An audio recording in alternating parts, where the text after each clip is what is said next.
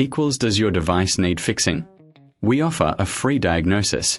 We pick up and deliver right to your door, no calls or travel needed. We send you a quote before repairing, and only go ahead if you approve it. Easy, transparent, and professional. Link in description.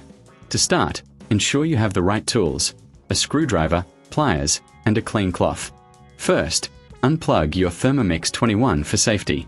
Remove the base cover by unscrewing the screws. Keep them in a safe place.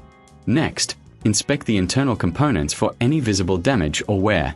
This is crucial for a professional diagnosis without obligation. Now, locate the clutch and solenoid. Carefully disconnect the wiring harness. Use your pliers to remove the old clutch. Clean the area with a cloth to remove any debris. Install the new clutch, ensuring it fits snugly. Reconnect the wiring harness, making sure it's secure. Before reassembling, double-check all connections and screws. This step is vital for a successful repair. Once everything is in place, replace the base cover and screw it back on. If you need assistance, remember we offer pickup and delivery at your home.